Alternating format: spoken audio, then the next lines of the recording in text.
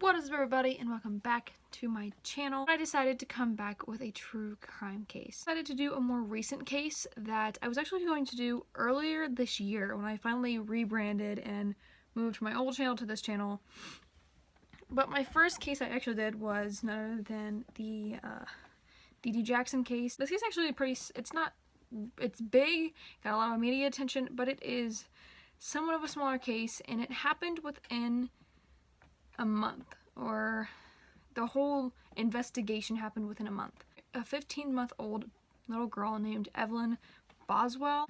Like my D.D. Jackson case, I have my notes. Evelyn Boswell was 15 months old, and she would have turned 2 this past year, but she actually died either in December of last year and or January, February, March of this year. So it's not really clear on when she died, but we don't know how she died. The autopsy reports have not been released or anything. On February 19th of 2020, an Amber Alert was issued for Evelyn. She hadn't been seen since about December, mid-December, though there is reports that a babysitter said December 9th through 10th, that was like the last time that they had seen her. But this Amber Alert was issued on the 19th of February 2020, and the day before, she had been reported missing.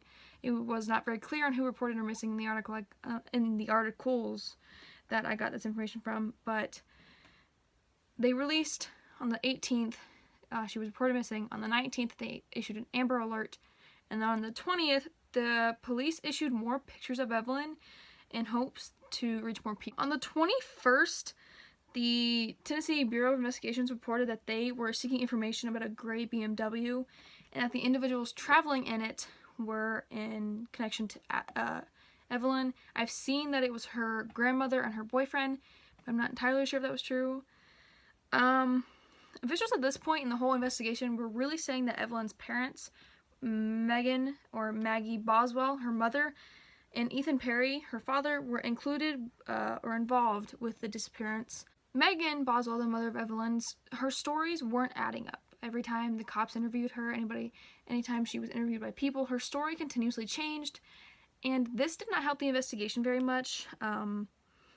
They investigated her pretty quickly because her stories just weren't making sense, and or she was just constantly changing up her story. The 21st of February at this point, they had more than 300 leads about Evelyn's whereabouts, though none of these leads proved to be helpful or anything about it. Also on the 21st, Megan, or Maggie, mother of Evelyn, spoke with the WCYB outside of a Bristol courtroom. She told them that she knew who had Evelyn and was scared to go to the police because she thought that the person would kind of just take her daughter and leave. So take Evelyn and leave. She actually then said it was also a person she trusted to watch Evelyn. Later that evening, on the 21st of February, the police had made a statement saying that they had found the vehicle that was in connection to Evelyn's disappearance, and it was found in Wikes County, North Carolina. So a few days later, on the 24th of February, Megan spoke to CBS affiliate WJHL and said her mother had taken her to Mendota, Virginia. Tell me what that time was like and when that was. Well, actually, I want to talk about that. I've told TBI where to find her in Mendota. My mom took her to a campground and a silver camper, and if they don't go tonight, I'm going to go find her myself. Also added, which is kind of weird in my opinion, she also added that her mother was just going off on her for reporting her daughter as missing, and then the Amber Alert being issued, which is a normal thing when a child's been missing for more than 24 hours. The next day, WJHC reported that Megan had told them in a Facebook message that she was pregnant and couldn't take a polygraph test for this. That same day, there were more than 500 tips about Evelyn's disappearance, but there had been no credible sightings, so they were really hoping that they could get a sighting down of Evelyn. There were reports on social media that the investigators were going to Mendota to search for Evelyn. So this wasn't entirely true. The sheriffs reported that this wasn't true. They had already asked certain state officials to actually go and search the camper. They found nothing there. But the response to this whole, they're going back to Mendota to search, to find Evelyn, came out after Megan, Evelyn's mother, spent hours. Sullivan County Sheriff's Office, and around 9 p.m. she was still there. That night, around 9 p.m., that Megan Boswell was arrested and was being charged with false reporting. Her bond was set at $25,000. On the 26th of February, they held a press conference addressing Megan's arrest. Captain Andrew Seabolt said this at the press conference: "Every time we talk to her, her story changes. I'm serious when I say that every single time." Just after the press conference ended, investigators in Wilkes County, North Carolina, received a tip and kicked off a search for Evelyn near a pond in Wilkes County. Just after 4 p.m., it was announced that the area they were searching for Evelyn was connected to the Boswell family. A house nearby was owned by William McLeod, Evelyn's grandmother's boyfriend. Around 5:20 p.m., the sheriff's office stated that their search of the pond turned up nothing. The same night that the pond search happened, the same night that they found a connection to the Boswell family, an alleged friend of Megan's spoke to WVLT and said she believed Megan knew where Evelyn was and who had her. The investigator said Megan repeatedly offered conflicting stories to this. Later that evening, WVLT spoke to William McLeod over the phone.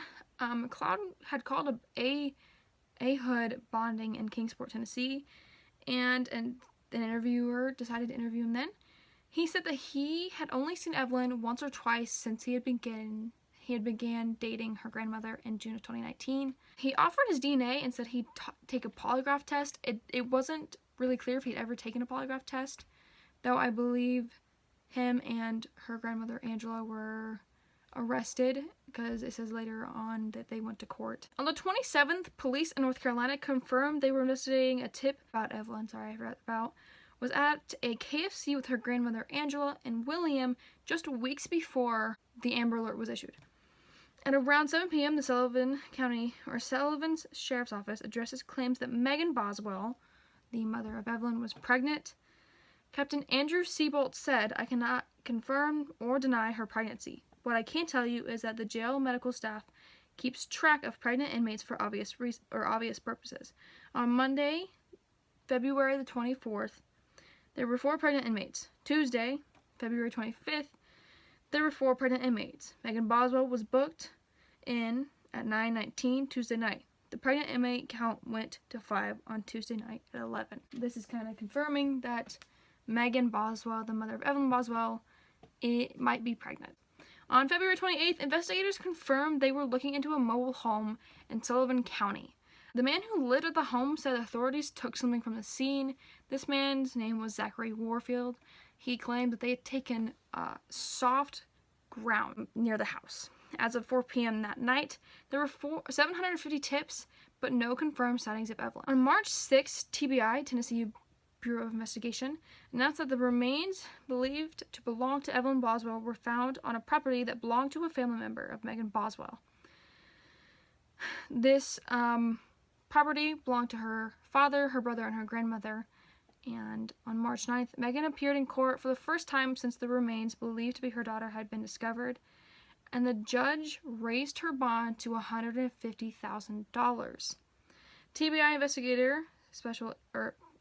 Special Agent Brian Fraley testified in court that when he interviewed Megan, she made several false statements, which he said cost investigators time during the investigation. He also said the body of a child approximately 1 to 1.5 years old, found during a search at a home in the 500 block of Muddy Creek Road, belonging to her father. They had found clothing matching the clothes that Evelyn had last been seen in, as well as other child's clothing, toys, and diapers. On March 11th, TBI confirmed the remains were that of Evelyn Boswell. Her records, the papers that kind of described how they found her body and all that, were sealed. About a month later, on April 27th, Megan had been in jail for 45 days for the false reporting charges, the charges she had been put in prior to Evelyn's body being found. May 6th, the sheriff's office said a person of interest was being investigated in relation to the death of Evelyn Boswell. On May 21st, officials with the Sullivan County District Attorney confirmed a grand jury indicted Megan Boswell on 11 counts of false reporting charges. On August 19th, the TBI announced there were new updates in Evelyn's case. At 5:30 that day, investigators announced Megan was indicted on 19 counts, including 2 counts of felony murder. She was now being held at a $1 million bond. There's not much updates on what happened to Megan. We don't know how Evelyn died, and as of November 21st, she would have turned 2 years old, but instead she's buried in a grave. Her mother has 2 felony murder charges, 1 count each of aggravated child abuse, aggravated child neglect, tampering with evidence, abuse of a corpse, and failure to report a death under suspicious, unusual, or unnatural circumstances. To this day, authorities have released no information on how or why Evelyn was killed. Her family, other than her grandmother, have stated that they are very sad and mourning her. But my thoughts on this case, researching it and kind of just reading about Evelyn Boswell, just by looking at her pictures, she looks like such a sweet little girl, and I'd love to know the stories, know what she was like in just the 1.5 years that she was alive. And I really want to know why it took people almost 3 months to report this little girl as missing. Her mother, I think, is now 19 years old, so she's not much older than me, which is really weird in my opinion, because I don't know if I was my age now and had a baby, I don't know if I could do anything to harm her. But I do believe that Megan, her mother, may or may not have killed her. Whether that be an accident, it could have been an accident, we don't know. You know, the autopsy hasn't been released to the public. But I believe her mother might have killed her, called her mom, said Angela, Evelyn's grandmother, was like, hey, I need some help. I do not believe that her father, brother, and grandmother knew about Evelyn being buried in the backyard. I think they might have done it at night, just kind of forget about it, and they just kind of left Evelyn's stuff near her. But it is kind of a messed up case. I really wanted to do something that was a little bit more relevant. The last true crime case I did was over the span of 20 years. So, as far as I know, in the D.D. Jackson case, the next time he appeals for parole, that D.D.'s boys will allow him to go on parole. So guys, let me know down in the comments what you thought about this case. It's kind of the first case that I've followed for so long. Not only followed, but researched.